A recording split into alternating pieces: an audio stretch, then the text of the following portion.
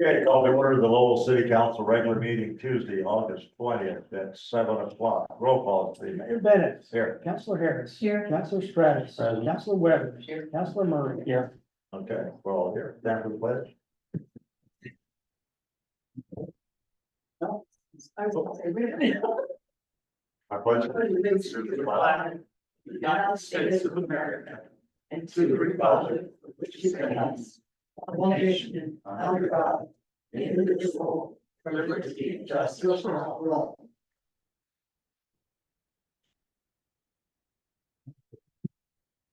Well, I'm standing, I'd like to recognize a very important person in our midst, Max Baker. He didn't know about it. Okay. This is his 10th year with Lowell. And, you know, I was here before you were an employee with R2B2 or whatever that company was. There you go. It was a letters registry. But, yeah, I remember we sat in this room here. We did. And you gave a presentation and I sat back there and I wasn't on the council, but, I thought, man, that guy's smart. Then I talked to him a little bit more and he knew about Georgetown, Texas, so he's really smart. I knew about, that's right, close to where I used to live, so anyway, oh gosh, what you've accomplished, what you've done, I have to say, that you're probably about the only person in town that nobody ever says anything bad about. I haven't. Maybe you're right, and I don't know. You can go and talk to pretty much any resident, say something about public works and Max, yeah, he came over and did this for me, or he checked on my leak, he found a leak before I knew about it. Anyway, you're always there, and you're someone that we can be proud of. And I tell you what, I didn't hire you, like I said, but as someone who hired people in the past, when you hit these milestones in years, 5 years, 10, 15, 20, and you'd say, I hired that guy, God, that gave me a lot of pride. Or else better yet, I'd see somebody retire after 25 years. I remember him, you know, he was one of mine. So you're not one of mine, but I kind of adopted you, so. Anyway, well, we have a plaque for you.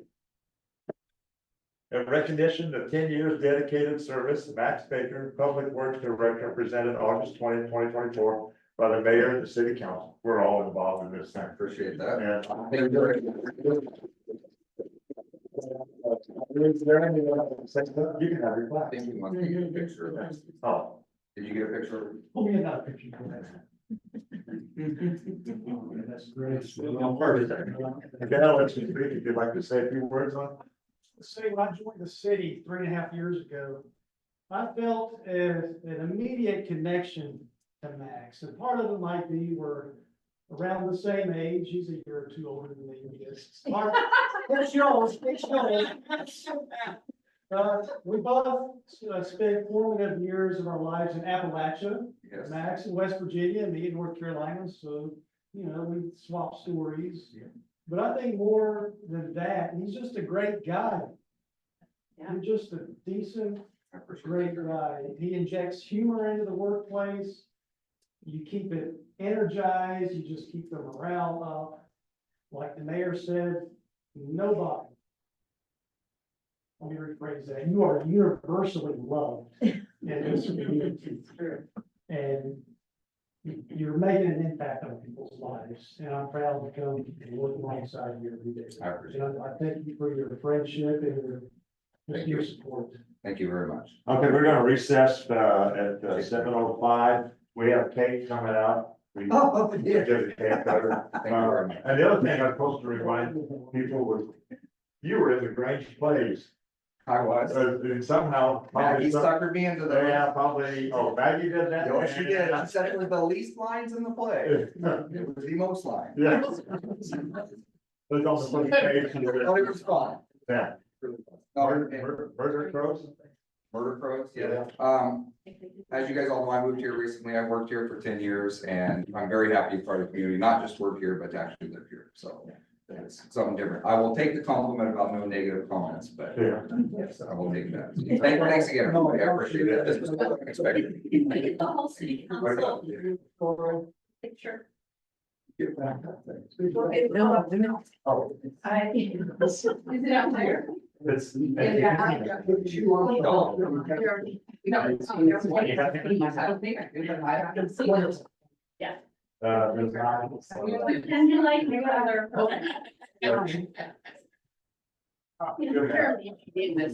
just.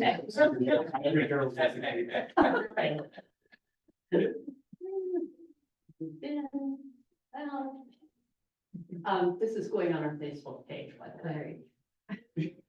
So, ready, set, smile. And then you watch like four. I don't think she did. Ten.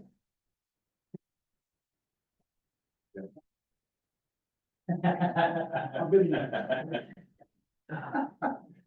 Thanks, George. Sam. What? Who said it was my 10-year? Well, they're serious, they did bring cake. I'm sure.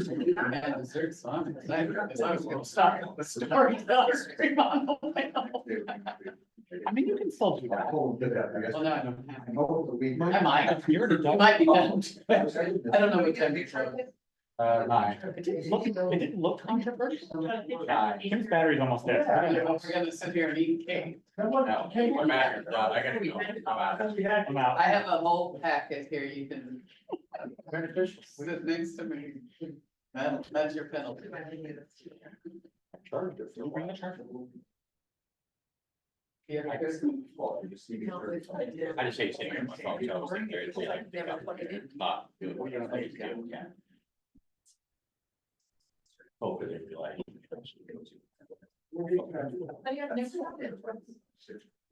Well, now, like a teenager, what are you even doing? on Yeah, that? somebody, but. Like my world is straight for it.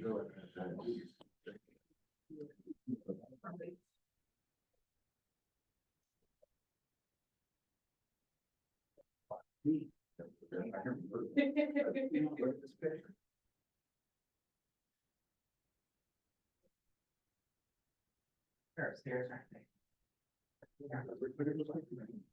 There's my full zero funds. Oh, good.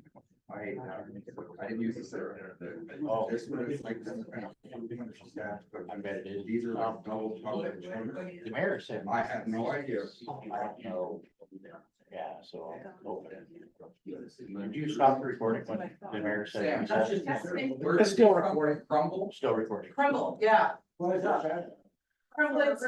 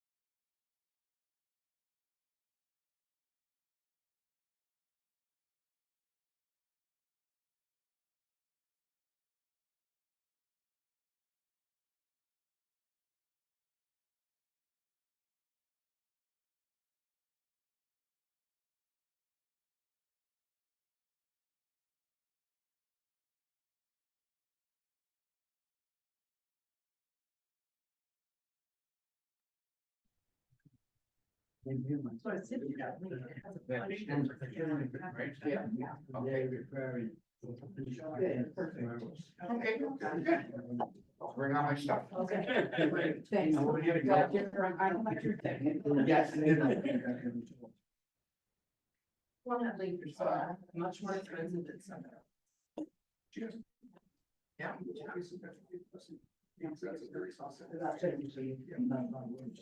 Okay, we're reconvened at 7:12. First item is the approval of the agenda. Anybody see anything they want to add for that? Not hearing, not seeing any. Next up is the consent agenda for a regular session, July 6th, August, or 16th, and August 6th. July check register and June end of the year financial report. Anything we people want to take out, talk about? We have mostly approved. Maybe not. Okay. Second. Okay, we have a motion second to approve the consent agenda. All those in favor say aye. Aye. Aye. Opposed? Good. Public comments, if we have any. Okay. Council comments. Mr. Mayor, I have one. Let's hear it. With Annette stepping down from the library committee, I had some conversations with Peggy, our director, about putting my name in the hat for the library committee. I had a conversation with Jeremy about the implications of that. There would certainly need to be guardrails to make sure everyone felt valued and legitimized on that committee, having a sitting counselor on it. But I'm professionally interested in the work, and I think Peggy can help make sure the committee has its own voice. But I didn't want to proceed on this without gauging how you all felt about it. I would have to work with Jeremy to make sure it's okay, but genuine concern, Tim? Not whatsoever. Mr. Cottle? Your thoughts on that? Him joining the committee as a counselor? Yeah, I believe that there would be benefits from having a council liaison, a counselor serving on a city committee and in turn being a liaison to the committees. Okay. I think we already have some counselors on committees, like the library, and things like that in small ways. We would want to see you in a leadership role on it, that would be proper, but, as an added person to add guidance and input and things like that, and you have the experience, tremendous amount of experience with the library. I would see it as a benefit. I don't know if anybody else on the council sees, anything else with it. And I think that sounds, If something's gonna come before the council that's gonna be controversial, you can just recuse yourself from the discussion and let it go through. There's a kind of budget discussion that the library committee brought up. I'd have to recuse myself now. You wouldn't have to recuse yourself on that because it's not a conflict of interest. Yeah.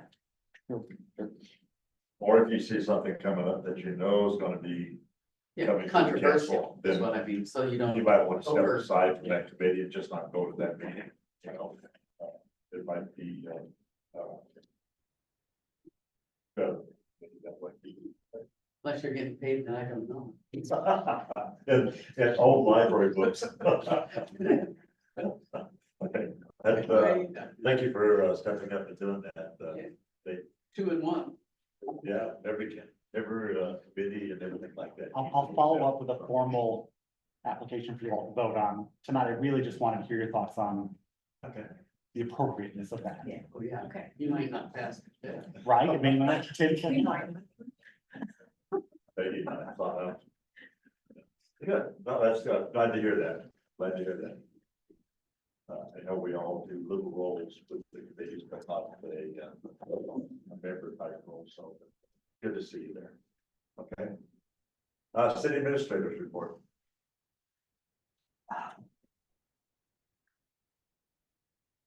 All right, good evening, everybody.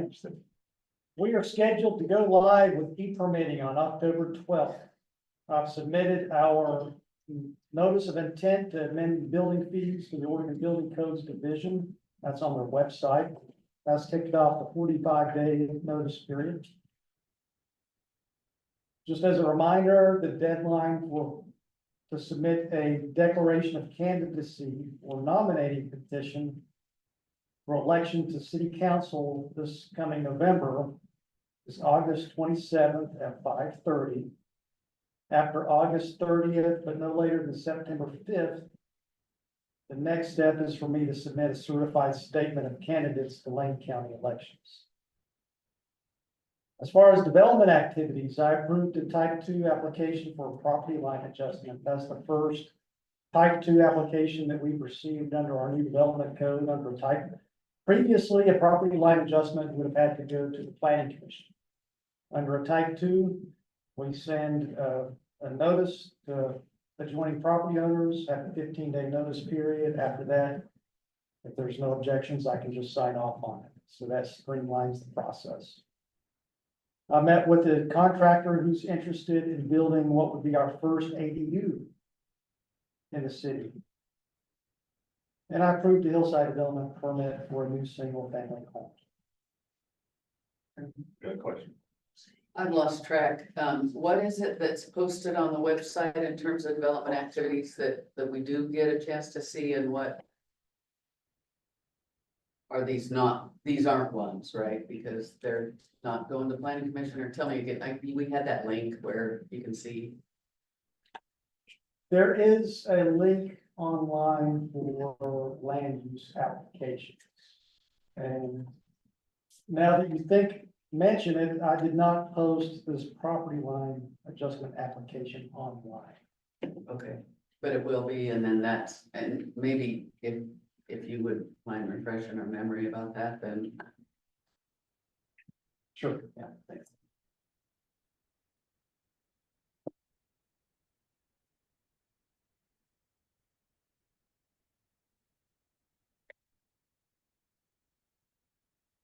Okay, our contract accountant has drafted the fiscal 24 annual financial statements. Our auditors were on site today for field work.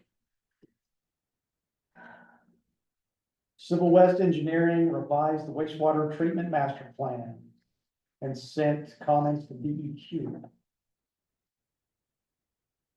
We hired our new full-time employee for the utility worker training position. He's been busy cleaning up things around town.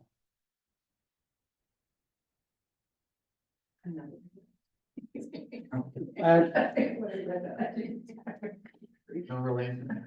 No, that's like, yours is like Smith. At the July 16 meeting, I explained an error to you related to my vacation accrual. The city's contract accountant has adjusted the payroll system to correct that error. During my report at the July 16 meeting, I talked about the cybersecurity grant and how that was not approved. I learned this week that our request to move to .gov was approved. That includes $6,000 in funding. We have two years to complete this project. I'll provide more details as that becomes available. And I'll be meeting with LCOG's Chief Technology Officer to learn more about the rest of the cybersecurity application with the new window opening up. I submitted your League of Oregon Cities legislative priorities ballot. The fire chief superintendent and I met with Lane County Mobile Crisis Services here at the fire station. They showed us their fancy new van that they'll be using to respond to calls around the county. Lane County Parks and Recreation has an inspection scheduled in the fall for the covered bridge. After that, they'll share the inspection report with us once we have an idea of the repairs, if any, that need to be made. We can use that information to begin negotiations on a new intergovernmental agreement. We ordered new signage for 70 North Pioneer Street to provide clearer identification for City Hall. I requested an update on our emergency community water assistance grant. That's still in the process.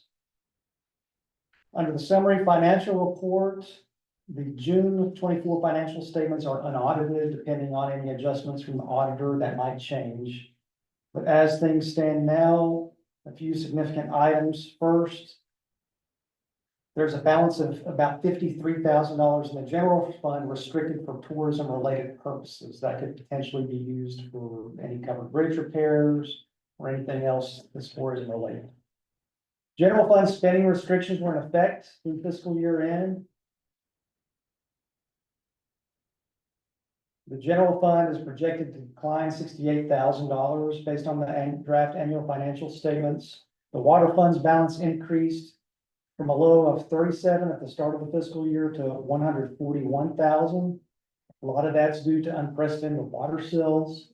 We also restructured the variable and base monthly rates. Sewer fund is projected to increase. Biggest expense in June was about 43,000 for the PLC project, which will be reimbursed by grants. Under code enforcement activities, I had some time earlier this month to identify noxious vegetation issues and sent formal and informal notices. For the properties that haven't fixed that, I'll be following up the citations. There was one property that I flagged for excessive rubbish that has not been complied with. So I will be taking further enforcement actions on that. What questions do you have for me? I saw the above St. Vincent de Paul, that development up there below Sunridge. They're putting in surveyor stakes and stuff like that, so it looks like that's taking steps forward. So, you know, I don't know how far it go, but at least it'll show some progress on that. And I'd say the auditor's showing up in already here in August is Just about for the the field. earliest I've ever seen, huh? Just for the field work. Yeah, but still, it's the earliest I've seen them ever show up in this town. Usually they don't show up until November, December, or after. So, but they're starting to work on it, right? Yeah, they normally do in March, April, May, before the year end in other Oh, organizations, yeah. I Just to do the field work and then they go back for till November. didn't realize they normally did. That's good to hear. They're still, they're doing good work, so I'm glad they're around here. Like I said, I usually didn't hear about them actually coming out and doing anything until the last few months. Okay. Next up, we have the public works report. Mr. Baker.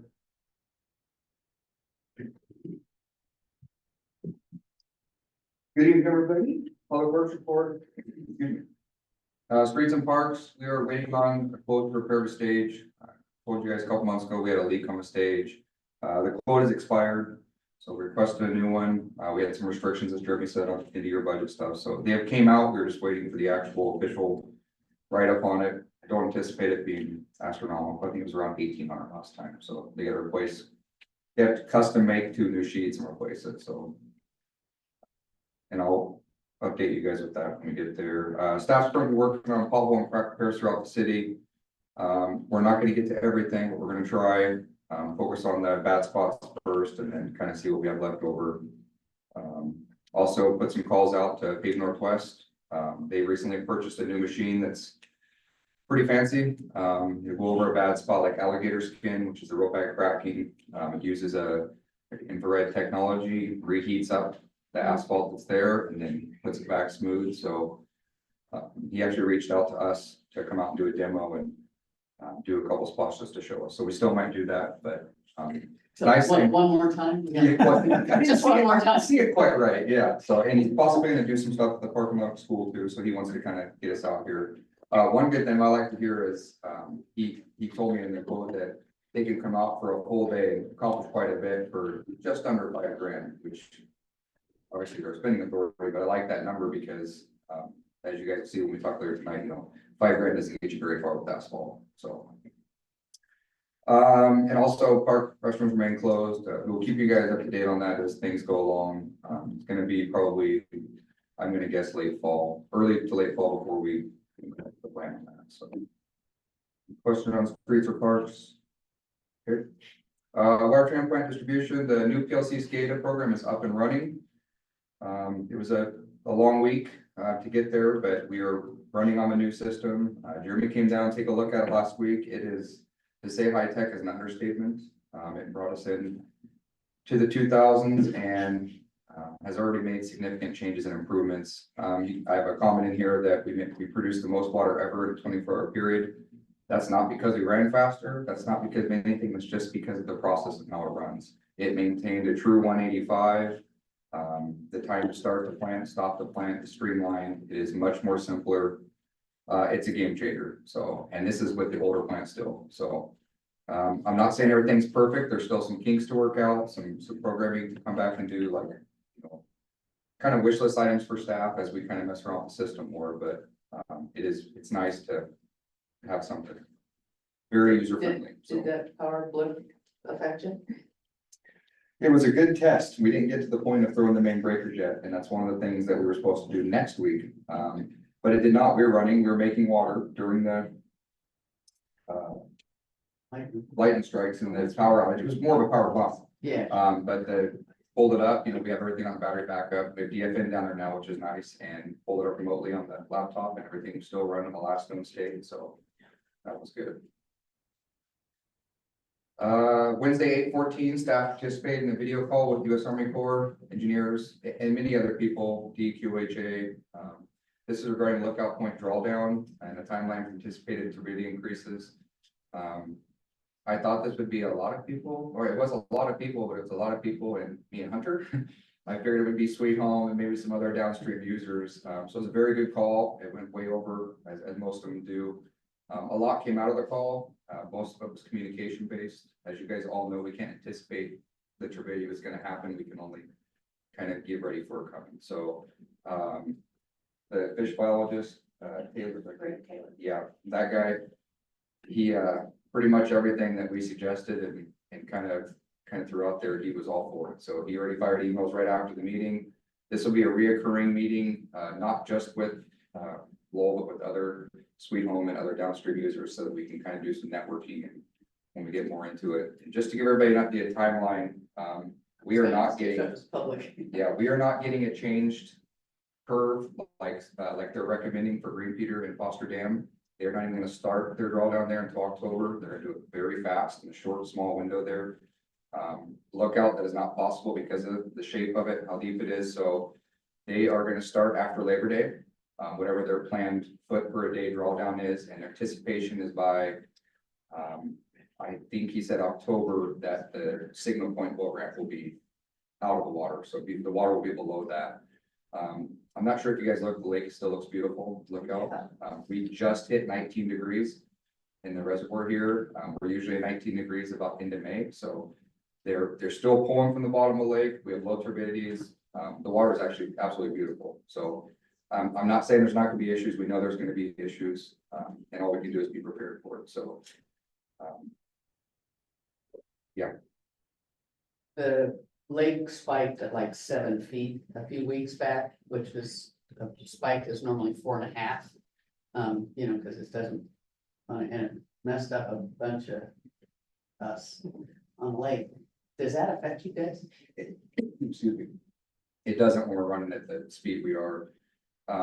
Actually, when the water is higher, it actually gives us more head pressure down on the pipe, so the pumps actually kick down a little bit on the amps.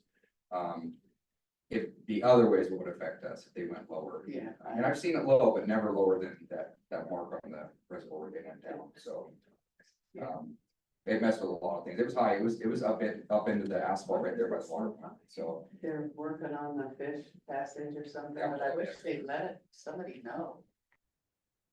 It's unusual because you. I mean, I've never seen it happen before ever and never knew anything was Right. happening, so that was. I was gonna say something I forgot to mention, but one of the recommendations that came out of this meeting, we have very good response in the community to not only social media, but website postings and stuff like that. So I asked some of the people with Army Corps if they could kind of do like just a real brief, so that Jeremy and Sam, you know, the people at City Hall that get the phone calls are trying to take all this, that we can have them a direction to push them to, you know, put it on the Facebook post, put it on the city's webpage, and kind of give them, you know, none of the data is going to be live. They've made that very clear. It's just going to be kind of as it comes along, and then they're anticipated turbidity increases and levels that they can't predict because of storms. You know, we had those 2 atmospheric rivers last year that raised it significantly. So that's one thing they're going to work on and share a link with us to be able to post up there and give kind of some Q&As from last year.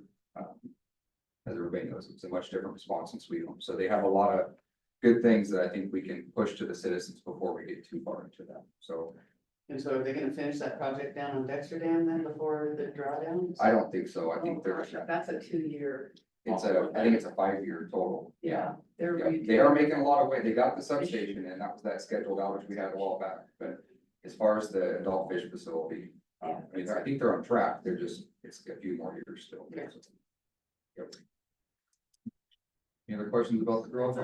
I'll just keep you guys informed of it. Next staff meeting we have, I don't anticipate any signs until probably about the end of October, like last year. So I saw balls right now, it's in the middle of the lake. Yeah, but it went really quick. So, yeah, It was like yesterday. It's the clearest for the longest that I ever seen. I'm not complaining at all. That colder weather's keeping the bloom down. We've had that one early on and no taste or odor from it or anything, no treatment complications, so. There might be a, you know, maybe a positive from all down. Maybe.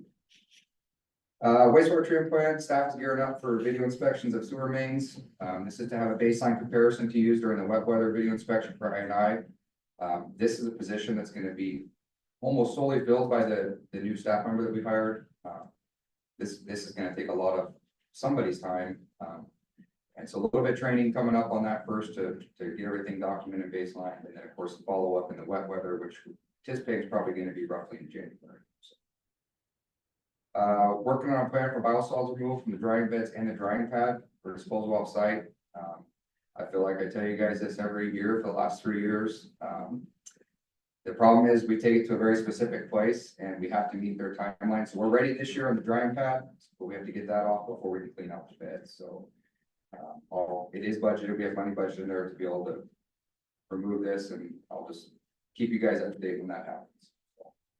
And for other, like Jeremy already said, the new utility worker training started Monday, August 5th. Immediately got to work catching up on mowing and vegetation control. I'm sure everybody can see that, but it looks pretty dang good. So that's all I have, unless you guys have any questions. Good work. Thank you. All I heard. Thank you for having me. You have my written report, in your packet. I just want to expand on some of the things. We received notice of a new grant at the 1st of July. And there will be a lot more coming on that. On our current grant, with the digital repository, we've now added the bridge, all of it. And we've run it through the system so that you can search by word now. So if you want to know when Matt's name first appeared in the bridge, you'll be able to search that. We have pictures or something. The 2 big things that took place in July were the book sale and summer reading. I was away for a week in July, which put a little bit of took time from this. We received a donation of approximately 1,000 children's books, which I went through every book to see whether it belonged in the collection, it belonged in the sale. It did not belong in public consumption. We added approximately 75 children's books to the collection. In some cases, it was swapping out a not so great copy for a copy in better condition. As of the last time I ran the numbers, we've made over $1,000 on the sale, and we're still getting money in from that. Tom Faust took the bookshelves that we did not sell and refurbished them. And he's already sold one, and he's putting them up on Craigslist to sell, and we'll probably wind up selling the rest of them that way. In addition, we also sold plants, and odds and ends that had been accumulating. And everything that did not sell either is going to thrift books, which adds to the coffers, or to St. Vinny's or Goodwill. The books that were in the sale, most of them have been there 2 years now, so we'll start fresh for next year's sale. I had to turn away people who wanted to donate books during the sale. No, thank you. So that very successful. It was a challenge because normally Annette would have been the person who closed on Saturday because it extends beyond my hours and then opens and closed on Sunday. So I worked the entire thing. So summer reading, we got over 50 kids signed up for it. We're just starting to get in the reading logs. With the exception of the week of the book sale, we had 2 major craft projects a week, sometimes with 5 kids, sometimes with 14 kids. We made succulent gardens, we created sun catchers, we turned the library into a maze by shifting furniture and figuring out where people could walk. And lots of volunteer help made that happen. Tony and Tina stepped in, and Tina was there for most of the craft projects. Mary Faust ran the succulent project. Annette actually came back one day to run the craft, the sun catchers, which were really, was an amazing project. Other than that, we're getting some money from thrift books. They have about 500 of our books now, and I've got another 16 boxes going out this week. So busy. Questions? Anybody? Yes. Yeah. Do you know how much of the book sale funds were from the donation jar? No, because some of the donation jar stuff was actually book sale. I had put out a donation jar. And during the sale, we collect some money in it. And when I came in on Sunday morning to open up the sale, there was money in the donation jar. I don't know whether it's because they took books and put it there. I also found money in a box. Because the gate was still open. So I'm going to start tracking that now because we're going to leave a donation jar up on the counter. A number of libraries who, like us, do not charge fines, have people feel guilty enough that they want to give something, and we'll take it.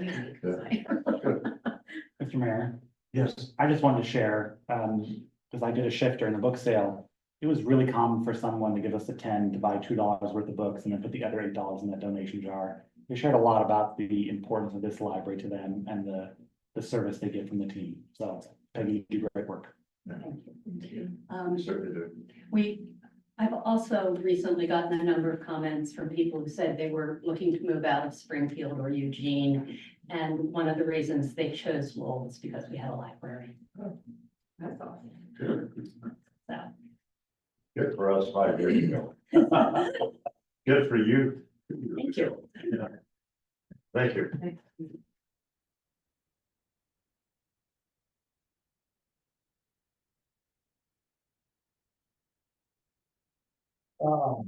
First up is old business, charging station.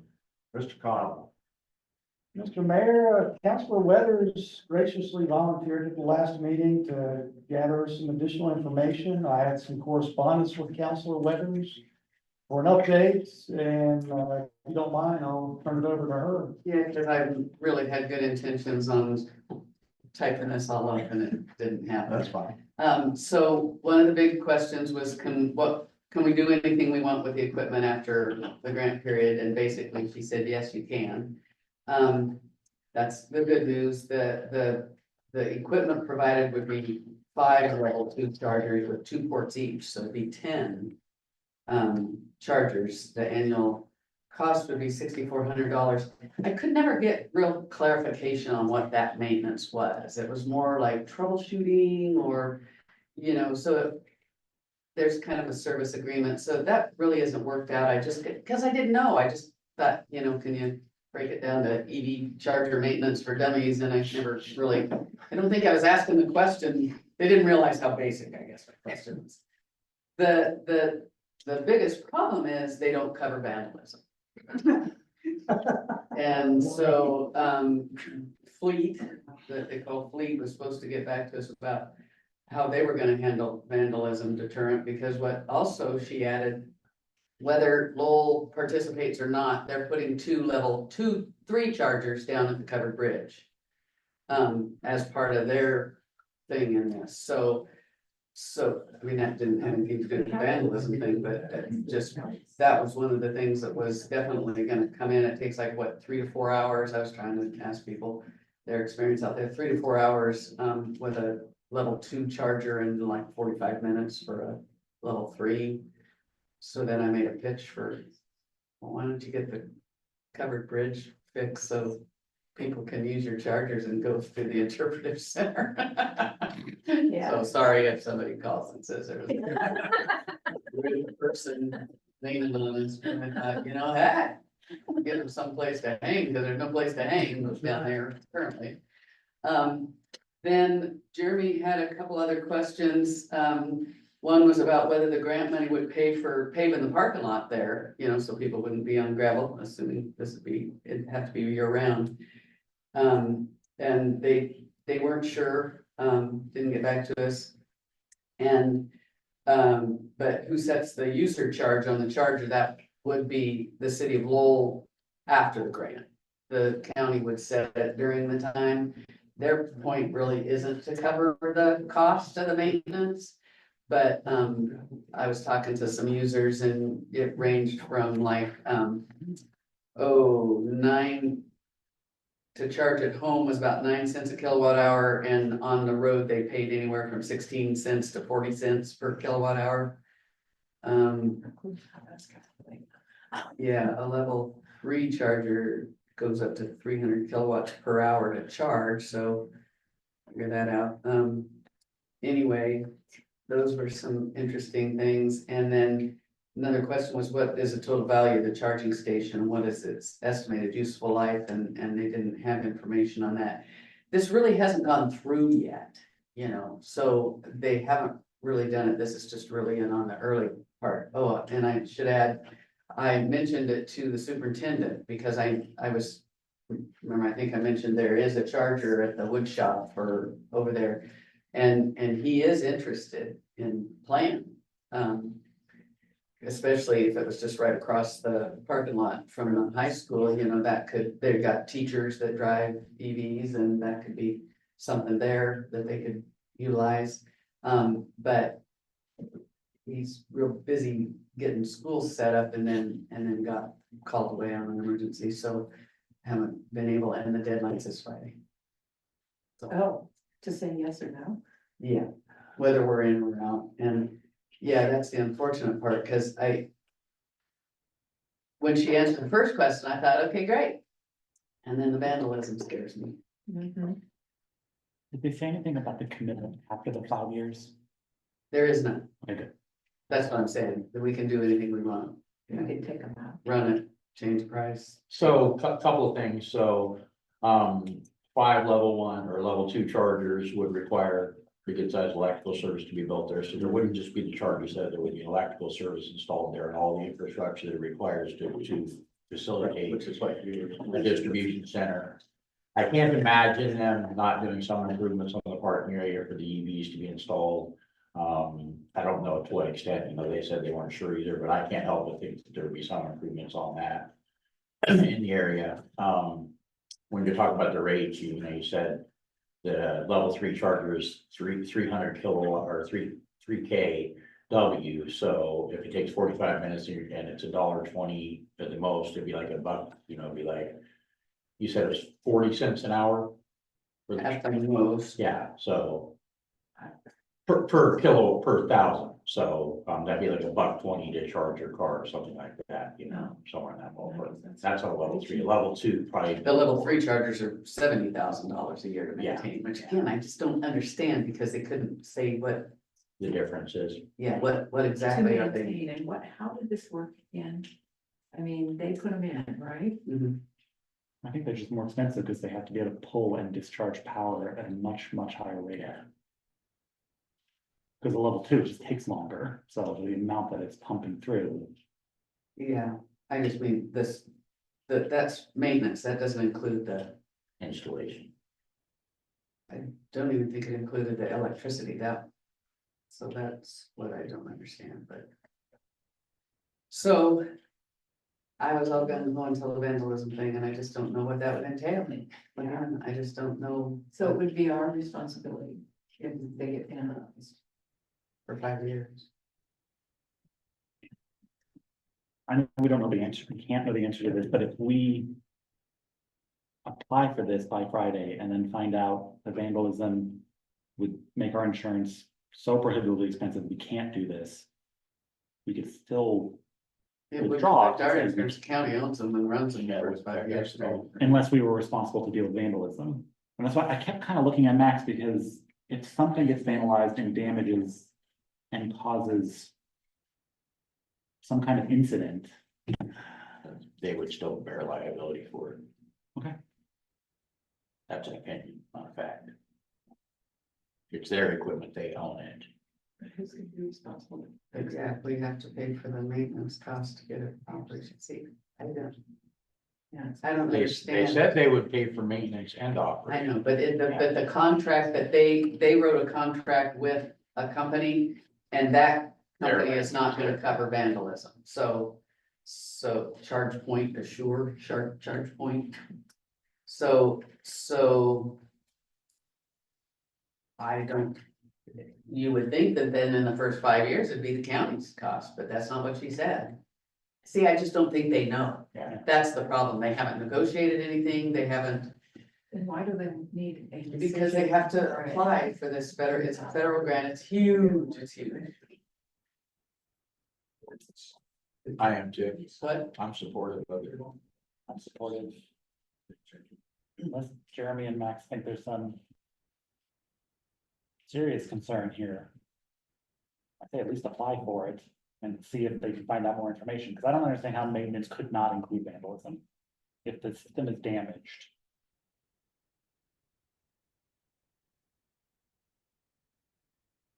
Do they have insurance policies against, those stations? Mr. Mayor, if Max wanted to say something. Yeah, go ahead. Can I say something? Or- Yeah, go ahead. The only thing that, we had a meeting regarding this, the only thing that I could see that really, you know, to try to hinder any kind of vandalism is the locations to be very specific in our city. Very specific, because, you know, the thing about the bathrooms are kind of guarded by location, you know, that's where we have the most issues at. You can go in there and close the door, you know. We have enough eyes that are on that park all the time. You know, if that's what if that's the location we're referring to, or even the downtown, what we're calling downtown Main Street area, you know. I'm not saying it's gonna deter vandalism, but it could help a little bit, and then one thing, you know, we could upgrade our cameras a little bit. I'm not saying that's gonna change anything, because in order for the sheriffs to get involved, and I'm talking about after, if we own it, right? It's gotta be in excess of $5,000 in damage, you know, the damage to the stage or the damage to the bathroom, things like that. So other than that, what they're gonna do is they're gonna file a police report so we can claim against insurance, so.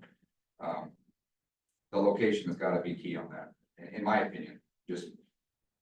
High visibility. Yeah, you don't want to tuck it away Oh, no, someplace. it's gotta be right out there in the open. I mean, you guys know as well as I do, most of the stuff that gets stopped in the park is by citizens that seen it happen. So it's gotta be very high vis, it's gotta be in a location that's. Yeah, that's my only thing on it, so. So you know where we were talking about. I have a rough idea somewhere in. The gravel parking lot. Right in the parking lot, yeah. And then what we're talking about, you know, is if you when we get to that point, if we had the food trucks authorized and they're operating into the evening, that helps. Anytime you bring people. that park, same thing, the more people you bring to a site, the less vandalism And you maybe have. some lighting. I was lighting gonna helps say, if significantly. we So put Okay, I think that they will provide lighting for these I think structures. there's gonna have to be something. I agree with the infrastructure improvements, Tim. You know, they can't just, it's all gonna have to go underground, because our code and the county's goes underground. It's gonna have. to be That would something. benefit us a lot. Yeah. And I think if we can get the school to play, I mentioned that to her because I think that would, if you're gonna try and, especially for a small community like us, rural and not a lot of services, it's like if you can show a partnership between the city and the school district to encourage people that are driving on the roads, using electric vehicles to come out here and get enough juice to go home. 'Cause they're How not many living- cars have we counted going through town? I mean, Oak Ridge people come through here constantly. So I mean, we get some traffic. And people know they're there. It really only needs people coming too low because they get the superchargers there at the bridge. So I just had two questions. One, which gravel area are you speaking of? The rounded one or the square one? On Main Street. Where we use the food trucks? Adjacent to Stomping Grounds Coffee. That, Yeah. okay, that one over there, not the food truck one. Yeah. And if you're having the festival or anything out there and you, make it so that they're not accessible because we have a lot going on, is that a problem? Would that be a problem? If they were not accessible for some temporary reason, would there be? I'm sure we'd have to keep them accessible and that we'd have to work around that. Yeah. We might lose 5, if they're doing 5 of them, we might lose 5 or 6 parking places that are there. But it might be a draw too. Yeah. You know, Truly. somebody hanging out in the And the park. thing is, the electrical infrastructure would be there, that would benefit. the park. Definitely. Over there, we don't have any. Yeah, because we don't want anything, so if that, put it in there, then. I'm sorry for something from it. You're talking. The electrical aspect of it, probably $50,000 to $75,000 for the benefit, that's just, pulling. We're not gonna get that big. No. Sweet, by a train. Well, that's not the top priority. No, I'm just saying. I think it just leads to more, Yeah. like, especially with food truck stuff. Yeah, that's why it would be beneficial. Thank you for doing all that. Yeah, thank you. Well, I was curious, so there's no problem. Yeah. I still don't know as much as I thought I would. but- So do we need to make a decision here? Sounds like we do. Yeah. Yes. We do. Would you like to move forward or maybe next time? I make a motion that we move forward with this grant, for the charging stations. Second. We have a motion and a second. To follow up on the charging and refueling infrastructure grant with Lane County. Question, comments? My thought about it is usually you see these charging stations, located close to facilities that are under operation, lighted parking lots, and what I see would be the only place that makes sense in my mind is the end of the city hall parking lot out towards the northwest boundary road. Putting it over there, the other place, I think that'd be the most secure, but it wasn't on for it anyway. What they prefer is to next to a business where people have someplace to go instead of just sitting there in a car. Unless it's one of those level 3s where it's. Across from the high school would be. Stomping ground. Yeah. And the grocery store. Yeah. you're close Coffee to the shop, store. get out, walk. Possible, whatever. Sit in the park. Main Street. And they run the library. Go to the Yeah, library. right, library. So anyway. Okay, all those in favor of the motion, to follow up on the charging and refueling infrastructure grant, with the opportunity with, Lane County, signify by saying aye. Aye. Opposed? Aye. Okay, I'll get it going.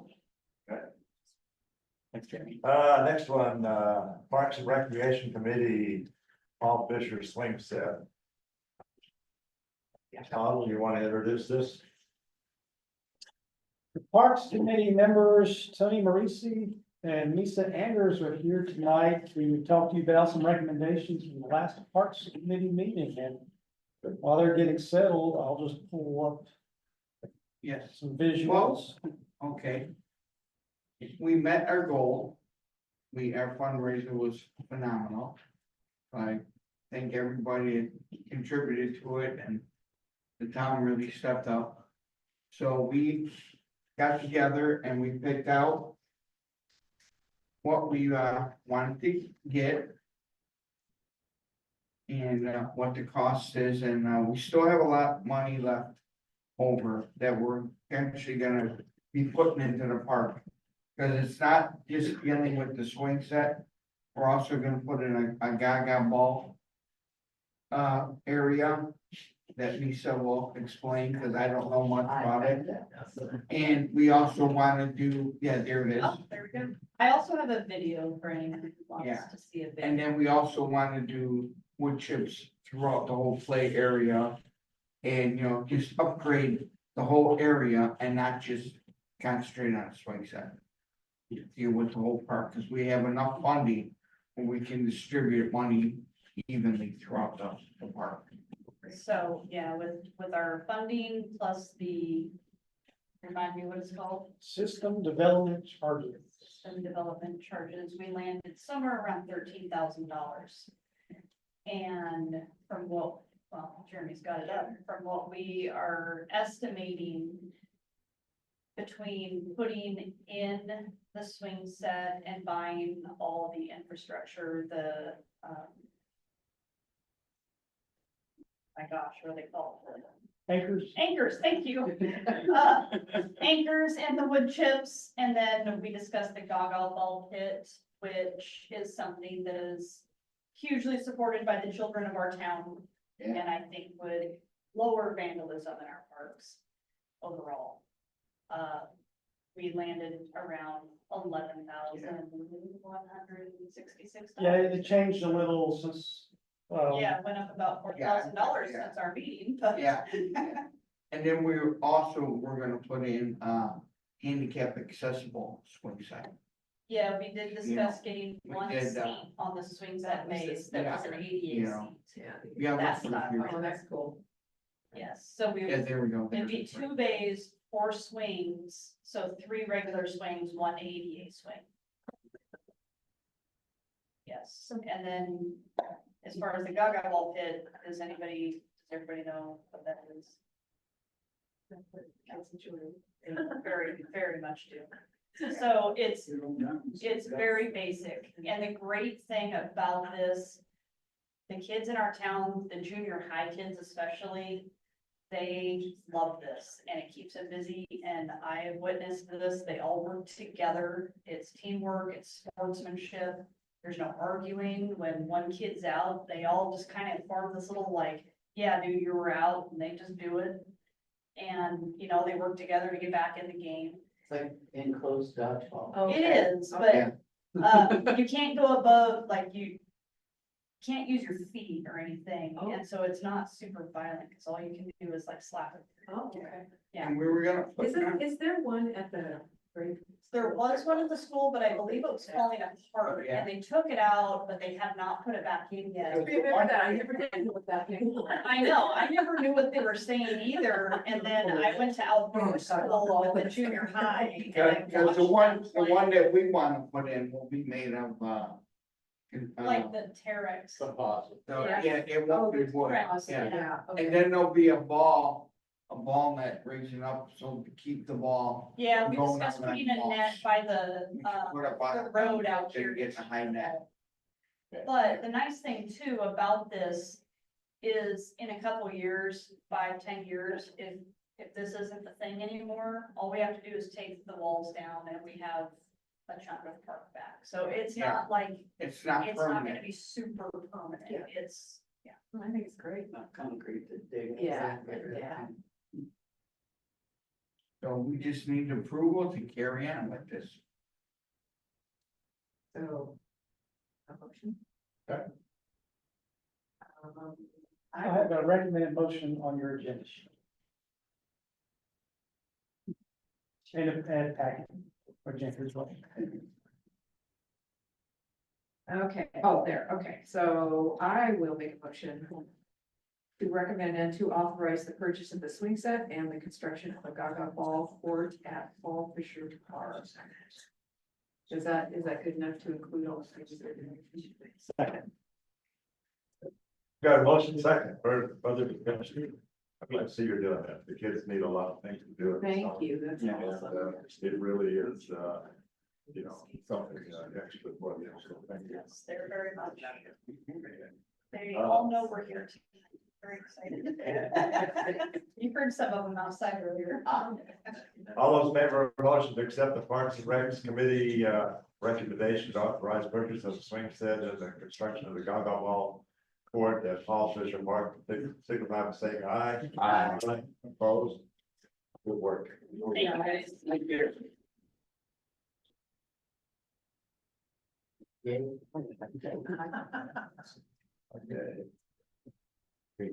We got a couple of library, committee member positions to fill. Mayor, we have 3 vacancies on the library committee. We advertised the vacancies, requested applications from interested members of the community. In response, we received 2 applications, one from Tony Marisi, other from Ann Wopat. Both of them are here tonight in case the council has any questions. Anybody have any questions? Okay. I don't have a question, but going from microbiology to music, that is an interesting career path that stood out to me. I come from a large family and, I, 7 brothers. And when it got to me, I went to the University of Wisconsin and I really liked science. And I really fell in love with the microscope. And that led to, I was working as a waitress. Anyway, it led to getting asked to join a research lab. Then the person that I worked for asked me to move with her to Seattle because she got a job and she wanted me to help set up the lab. But working in a lab with, microbes that come from Lake Washington, and grow on methane, it did not speak to me and it was not expressive. And so I knew I could sing. So while I was working in the lab, I auditioned for music school.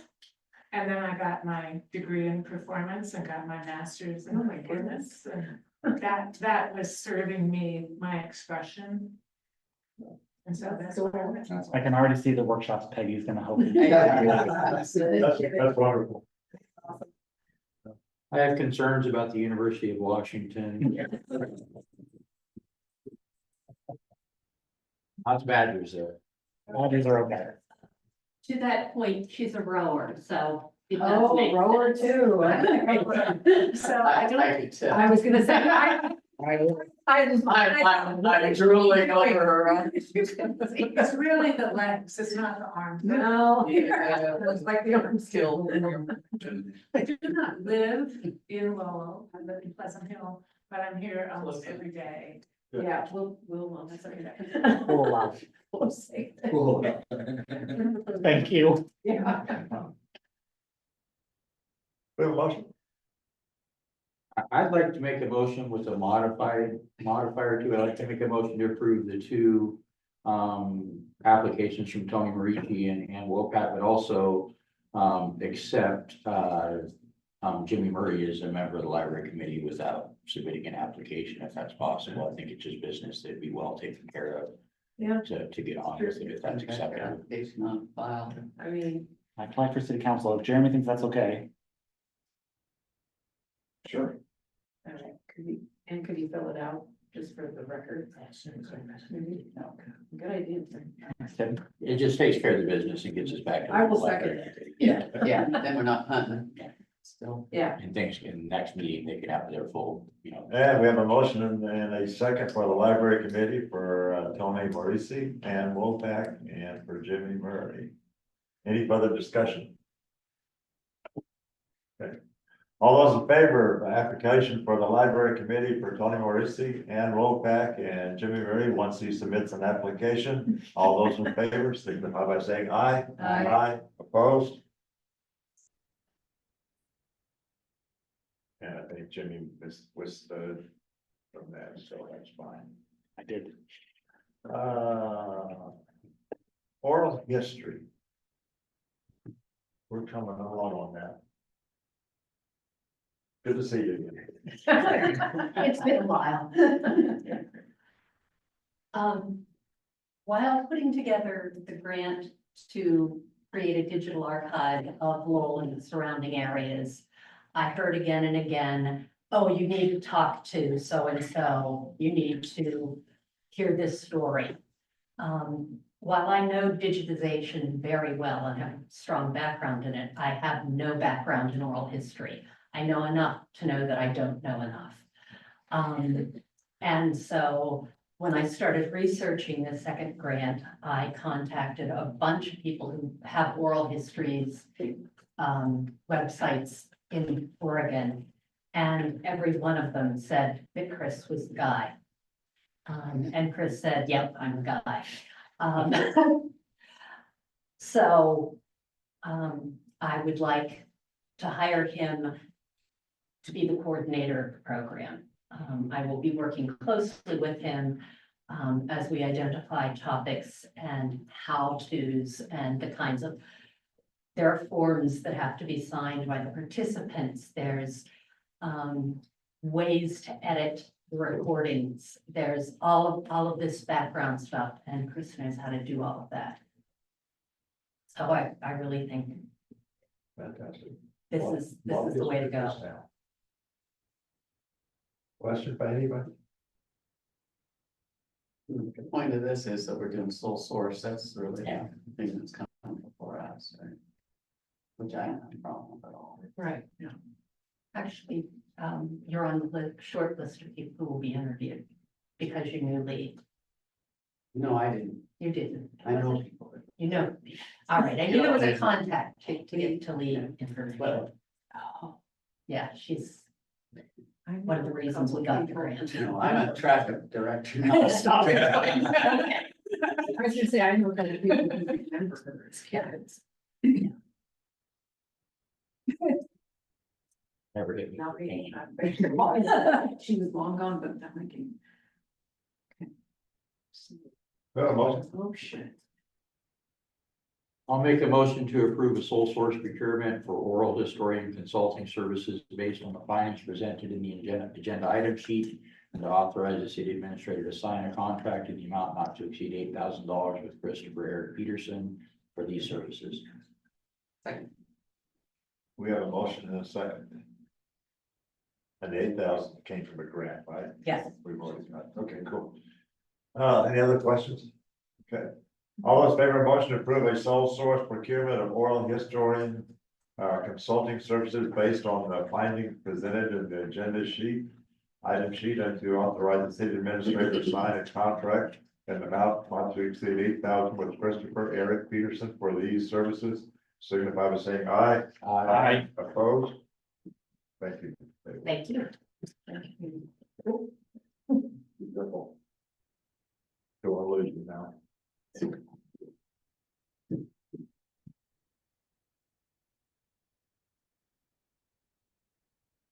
Next up is East First Street. Mr. Mayor, before Max launches into his presentation, I have a brief point of clarification regarding the bid tabulation. This doesn't change the recommendation, but I just want to ensure clarity. So I'm going to refer to this diagram that I have over here to help explain the scope of the project before I talk about how that affects the bid tabulation. So this is a lengthwise cross section of the street, okay? I thought you were kidding. You hit right in those here. This is the top of the surface of the street. So the project will be to dig down 6 inches. Fill with 4 inches of asphalt. If we need to do any saw cutting to get to the utilities underneath, once the entire issue is resolved, we can do it on this layer. And then, once all of that is fixed, we're gonna come back at a later date, probably next year or so, and put the final 2 inches on top, so that it's all evened out.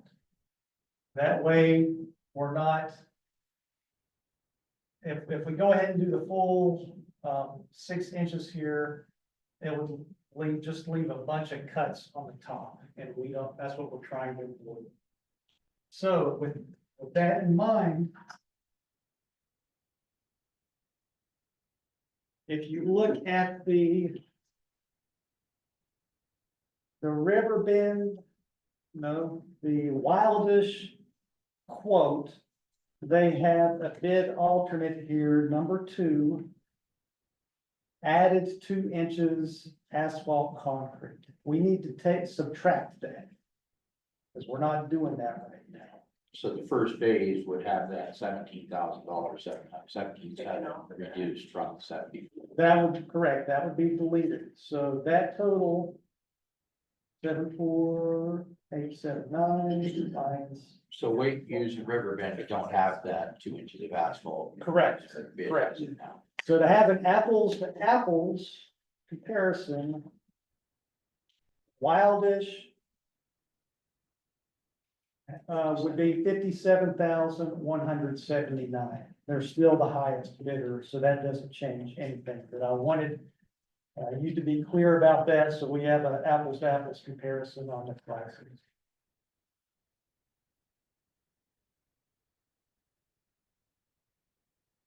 Max is gonna give us more of a rundown. I'm just gonna talk about a simple right there, just so everybody's on the same page of exactly what we're doing. And then Jeremy already pointed out the 2-inch overlay.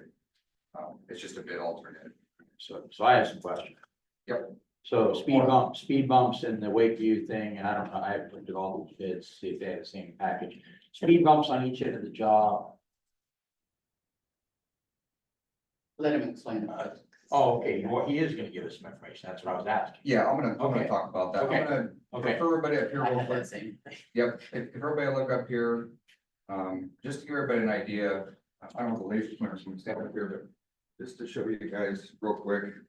There's no confusion, so this, we're hard to see, but there's a little rough patch right here where the pavement is broken. This is where the damage happened. Kind of see the discoloration change a little bit. This is gravel, this is asphalt.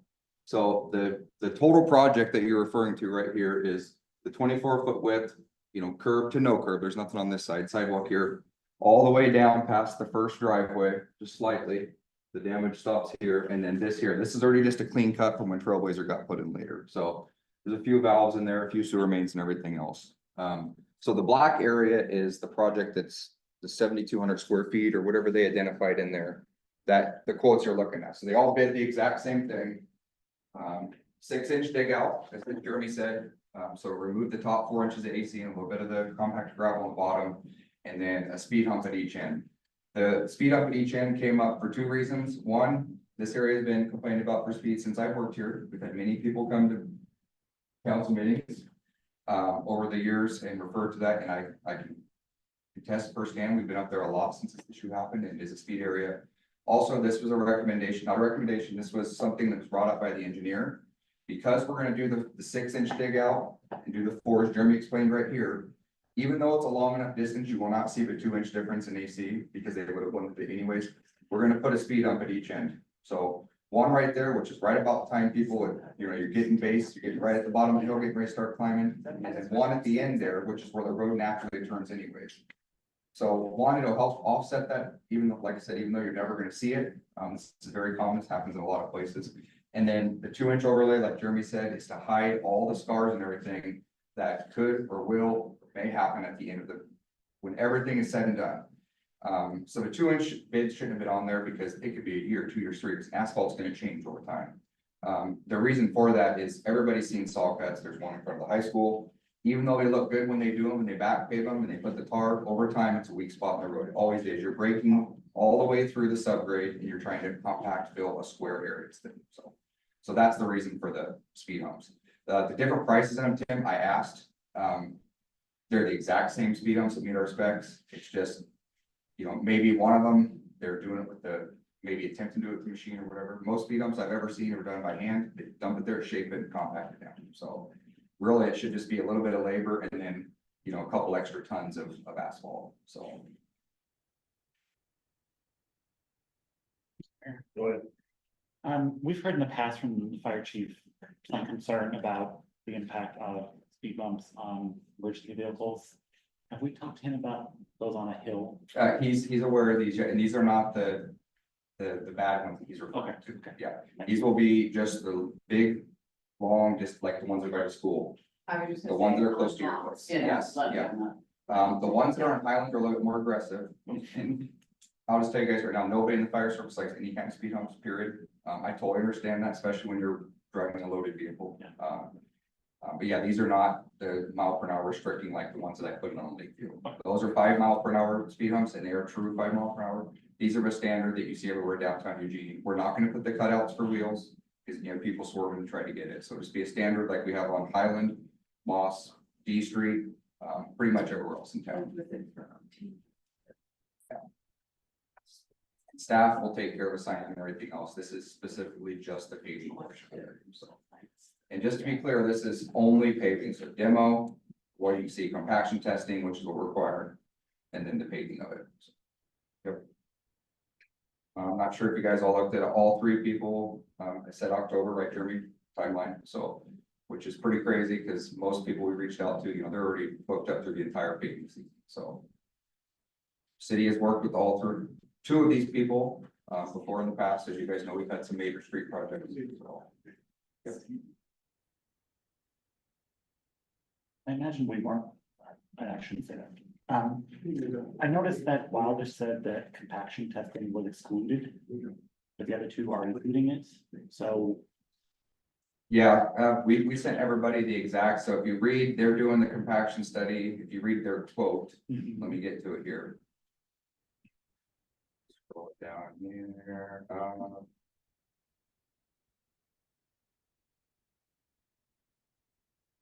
the compaction testing for subgrade, subbase, and aggregate base, so anything under the pavement, so. So it's just implied that it's included in the others.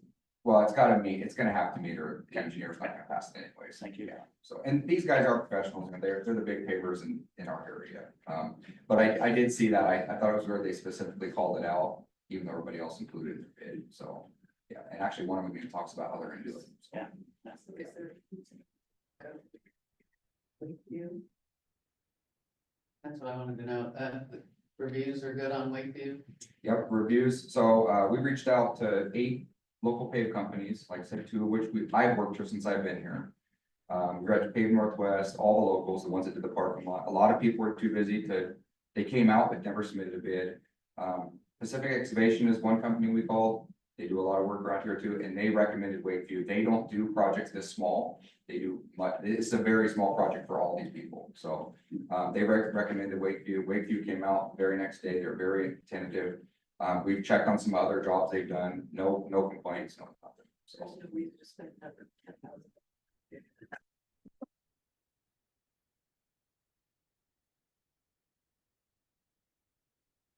Any questions, Bob? Is this going to be able to stand up to the heavy duty traffic like 35, 40 ton trucks coming by? And it's probably gonna compact some, I'm sure. And once that happens, you will put a 2-inch alloy on it, be able to make a lot of difference, right? But, no, as long as it will stand up to the heavy construction and or truck transports, why, I think we're fine. If it doesn't, we're in trouble.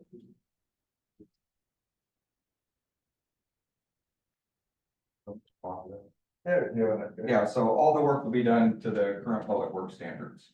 So it'll 6 inches, I mean, down the road is actually more than they have there now, so, yeah. Yep. The dirt's compacted pretty good as it is, so I would think pavement would be system.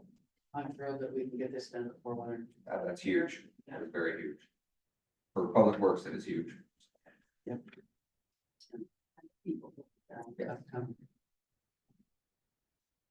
So do we need to, Motion. so I would make a motion that we hire Wakeview Construction LLC to, repave East First Street. With repairs. We have a motion, second. And question, I presume this is being paid out of the streets fund? Correct, yes. We have the money there. Yep. Anything else? Okay, all those in favor of using Wakeview Construction Company LLC for the improvements on First Street.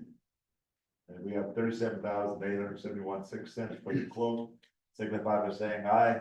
Aye. Opposed? Okay, thank you, Max. Yes, thank you. You're on your work tonight.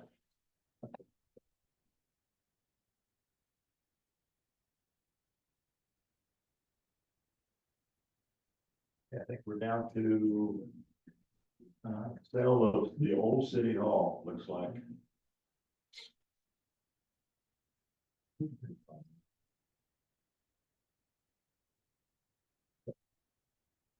Ms. Call, you wanna tell us where we're at on this? All right, I have a simple informational packet in your packet tonight that outlines the submission requirements, submission methods, and timeline for the sale of 107 East Third Street. I'm asking for your feedback tonight, if everything looks good, for your approval. Couple details, an appraisal needs to be done. It doesn't need to be done to be included in this informational packet, but it does need to be done before we hold the public hearing, because that information needs to be listed in the public hearing for this. So I reached out to a couple commercial real estate appraisers. One got back to me. A commercial real estate is more expensive than just residential vacant land. It'll be about $3,800 to do that.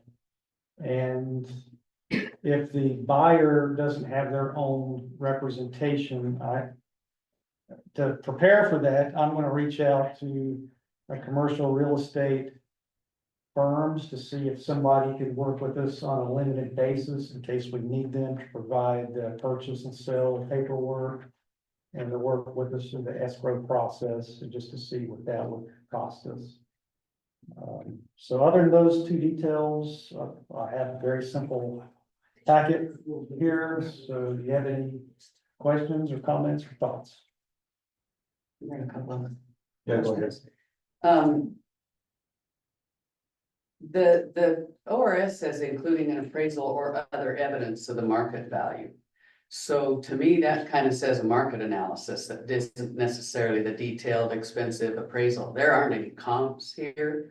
So to hire an appraiser to do an appraisal when there's really no comps, I think maybe we could get by with a market analysis type thing, which can be more simple and definitely less expensive, because appraisers have to go by their sworn laws and all that stuff, and they have to, that's why it's a whole big deal versus a market analysis and just kind of a, you know, could be here, because any buyer is gonna look at their own stuff anyway. You know, with regard to that, depending on what they're gonna do with it. The other question I had was about the time frame. We got Labor Day weekend coming up. So I wasn't sure how you were gonna advertise it and what, and again, I'm just kind of thinking back to before, we kind of cut it off early. Is there any way that we can say, I mean, I know we can't say, gee, I know somebody's gonna get a bid in, so we're gonna extend it a week, but can we write it so that we can? You know, like when you advertise for a position, you say the position's open until filled. Is there language there that we can say that we can close the bidding anytime after a certain date? You know, so that they have at least until then, but I don't know. I'm worried about the September holiday school. I mean, people are just, you know, kind of busy right now coming off summer and I would hate to shortcut this. Because we didn't, not knowing how we were gonna get this out there, because again, we don't wanna take 6 months. You know, to prepare some glossy thing and send it out to a whole bunch of people that aren't gonna read it and aren't gonna respond, but we wanna make sure it's gonna be probably somebody local. You know, and so I wanna make sure we have enough time to get to those people and we have enough time to. Should we just extend it if we can't put language in that? I don't know what that language is, you know, I don't know, I was just using that employment thing as an example. We closed it earlier last time at our choice, so I'm wondering whether we can do the same. So, in the packet, I wrote, the city reserves the right to extend or close the offer period at its discretion. Okay, Do you think that covers it? Is that, Well, it says that. yeah, well, I like a date Mhm. because it generally makes people act more, but that. I don't know, I don't wanna look flaky. You know, that we're just gonna let it hang out there and somebody will say, well, I'm just gonna wait. I thought there was a date on here, There is, September 10th, right? but to me, that seems so soon for a piece of property like that. I agree. Well, that's why I was saying, can't we just extend it out? Oh, extend the date. Yes, I extend see. the date, Yeah. yeah, that's what I meant. Just instead of September 10th. And then leave that maybe Yeah, leave that in there, yeah. so, Council Weathers, to go back to your example of, like a job opening. It'll say something like, for full consideration, submit by such and such date. Then you can say that reserve the right, I think I'd be under that as long as we just extended that 10th, I don't know what that date should be, I'm just bringing it up, I'm not. October 10th?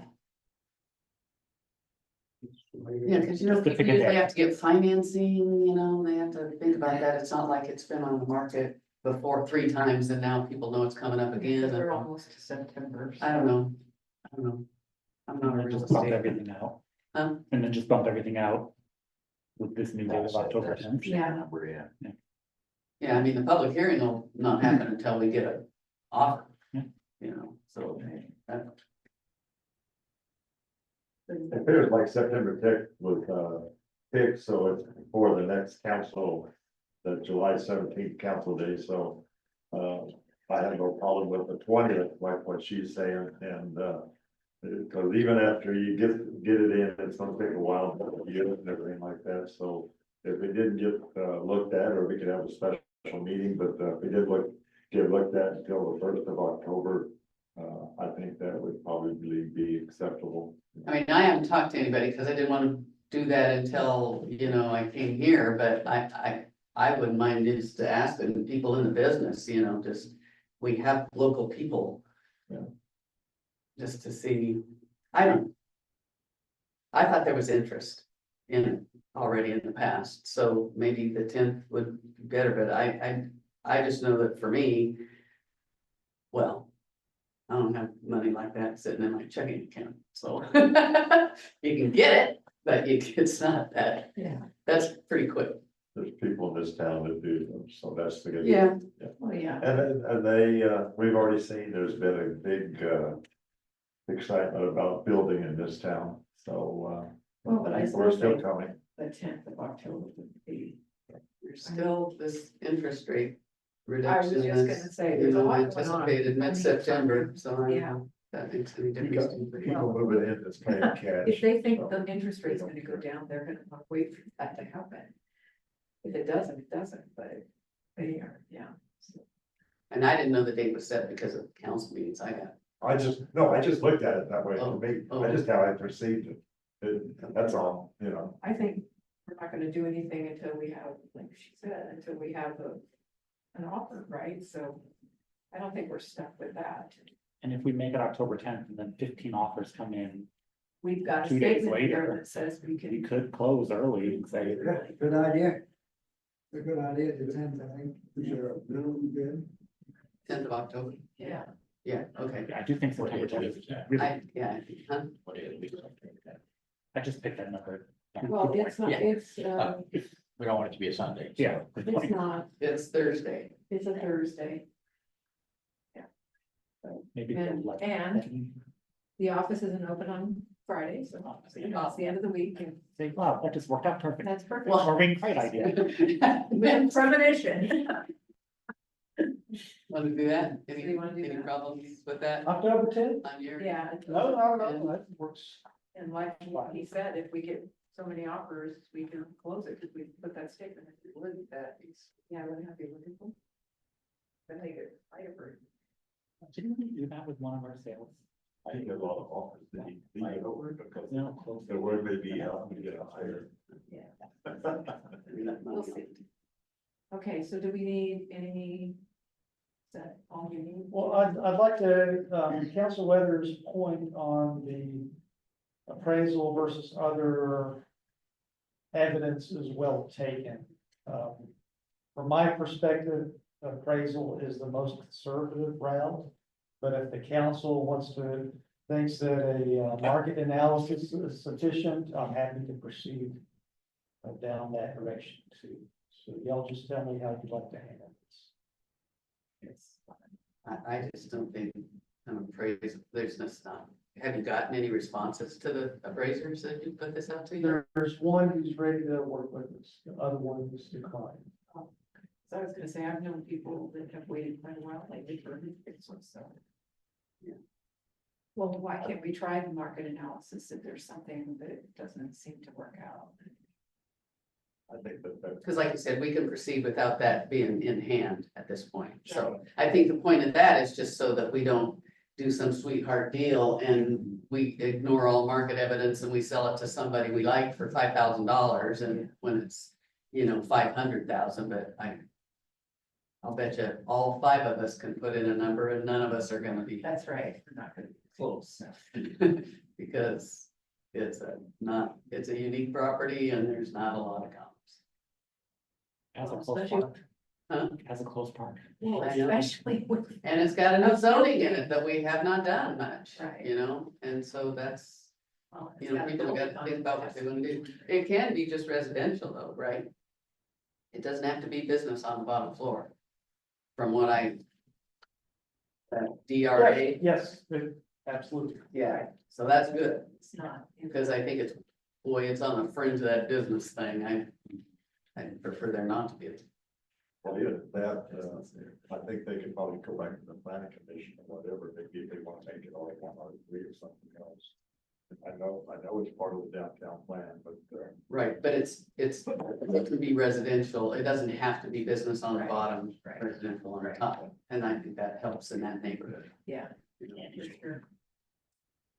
so is there consensus about the market analysis? Everybody, Candy store. Oh. Or- Yeah. everybody agree with the market analysis? Okay. There we go.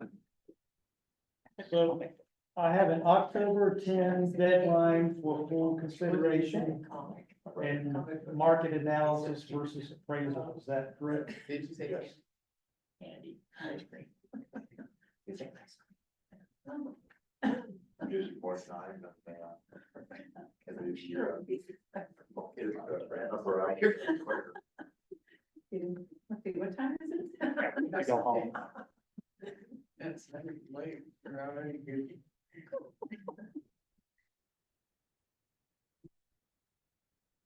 Okay, we see a first reading and public hearing for ordinance 313. For Lowell. Mr. Mayor, if we could just back up, Okay, I'd like to ask for a vote from the council to authorize the proceed with the sale. oh, okay, Make a motion to proceed with the marketing of the sale of the old city hall property.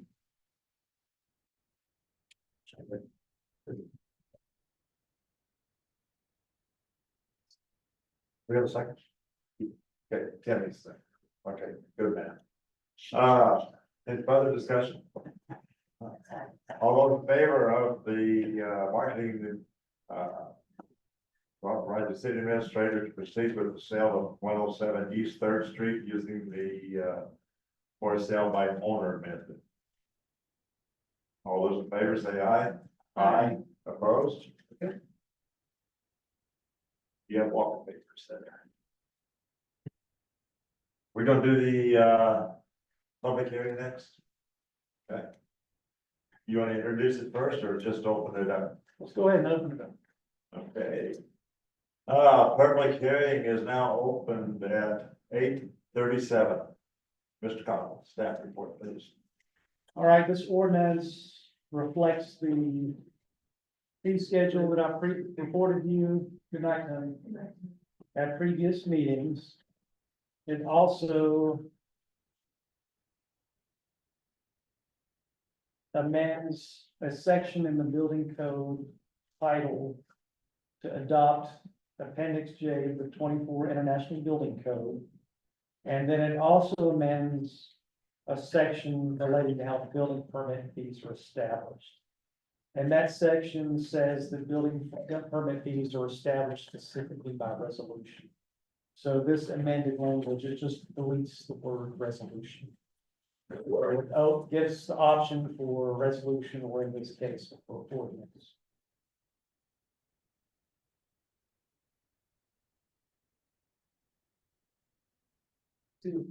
Okay, do you need a motion for the first reading?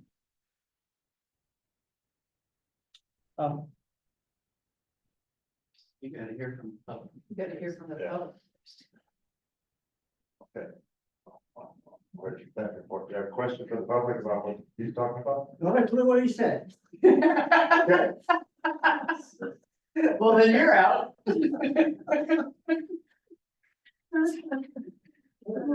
think we should just go ahead with what we've got going on. As it stands, it's improving what we've got. I don't think it's relative work.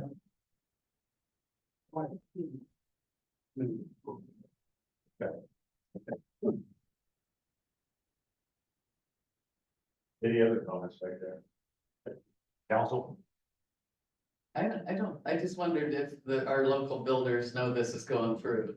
Do you suppose they do? Do other cities have it? Yeah, but I mean, this is the whole increase in the fees and stuff. It's all in one fell swoop, and I just wondered, how much of a relationship do we have that anybody knows that we're doing this? City Hall's been pretty open about it. Okay, Yeah, when people. as spend it. people have come in, Yes. you've Yeah, mentioned, Jeremy has okay, mentioned it to the one builder that he met with, I mentioned it, yeah, so people, okay, yeah, I think it's a little bit later than we anticipated happening, but everybody knew. Well, not It was everybody, coming. but most people knew. anybody with General this knowledge, injection, they had, yeah.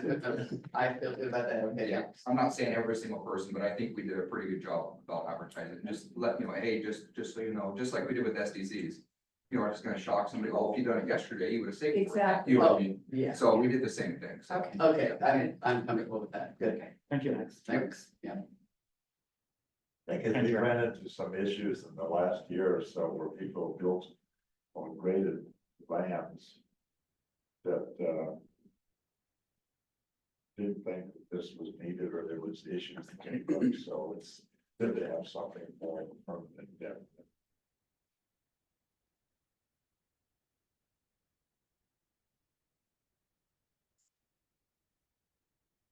With that, we'll close the public hearing at 8:40.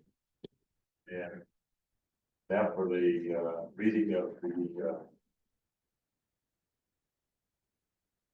first reading. Do you need a motion for the first reading, or you just want to read it? I'll just go ahead and read it. I was a day late in posting the notices in 3 places around town. So I'll proceed with the reading of the ordinance. Okay.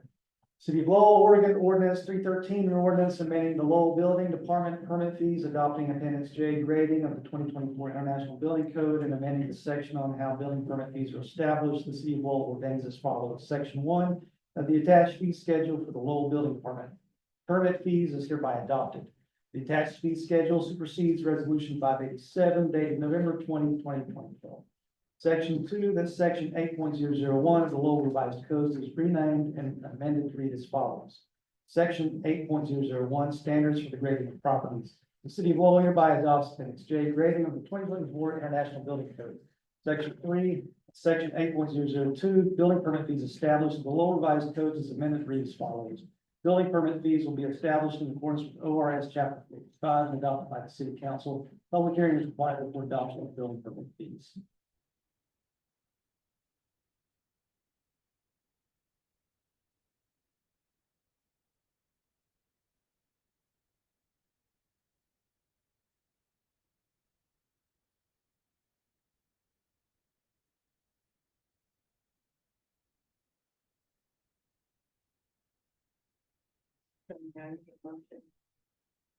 Yeah, let's have a motion. Yeah, thank you. Well, I'll make a motion to schedule a second reading for ordinance 313 at the September 3rd, 2024 regular city council meeting. Second. Further discussion, thoughts about what he read? Okay, all those in favor, a second motion. For ordinance 313 at the September 3rd, 2024 regular council meeting, signify by saying aye. Aye. Opposed. Okay. Intergovernmental agreement, Lane County Government. All right, this is for the market and salary survey that was funded through the budget. In June, the council authorized me to approve the scope of work. That's in a packet. It's incorporated by reference into the contract. LCOG wanted us to formalize this through the IGA, which is why it's before you tonight. I'm asking for your approval. Anticipated start date is in October. How long to finish? Yeah, closing. I don't know. I don't know. Okay. Have no idea. I didn't read every word. Does it say what, comp cities we're gonna look at? That's to be determined. Okay. Portland and, No. yeah, I mean, we had the situation. Okay, but you will have input on that one. Absolutely, I communicated to them that it'll be important for the council and staff to have input for it to be a meaningful project. Just curious when they did the last one too, because I saw. Sometimes when I'm bored, I go out and look at other cities' minutes.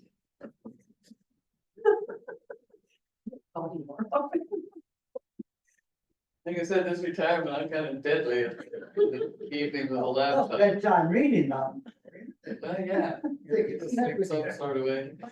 Novels. Those keep me up. Yeah. Oh, this puts you to It's sleep. midnight and it's like, oh. Yeah, okay,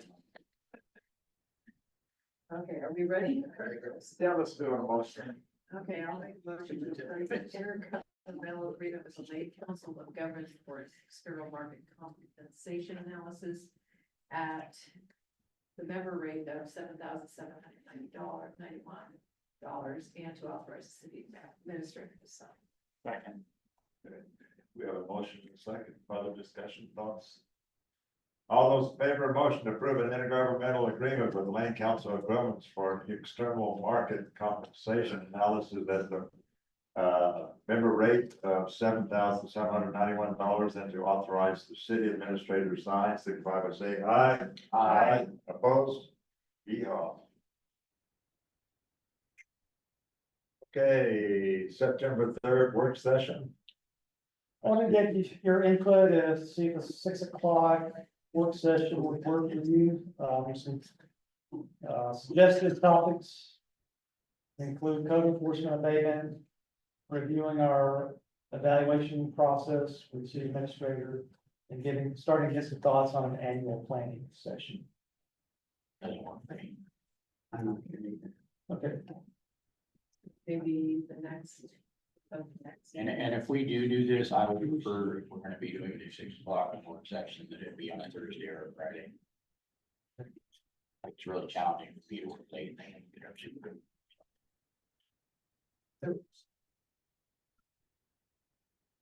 So that's what you'd rather than to see. That's my wife's birthday in September.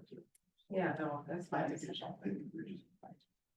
What's that? Mine's the second. Oh. Concert.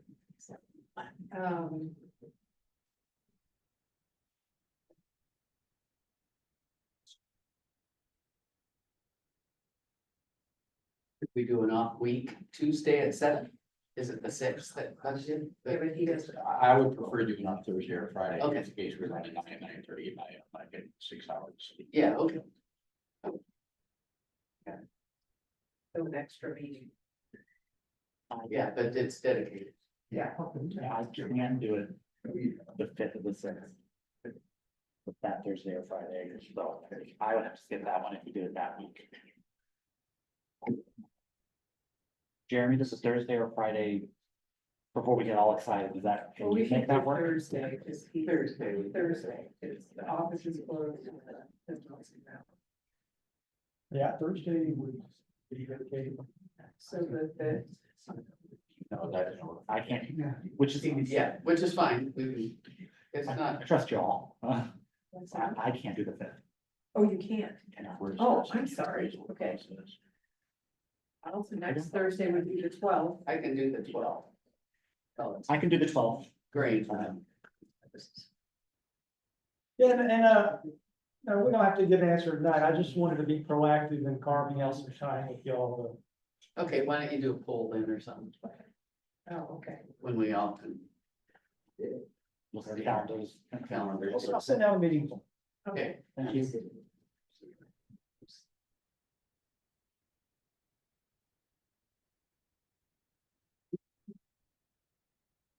Any closing public comments? Okay. Council comments before we go home? If not, we're adjourned at 8:48.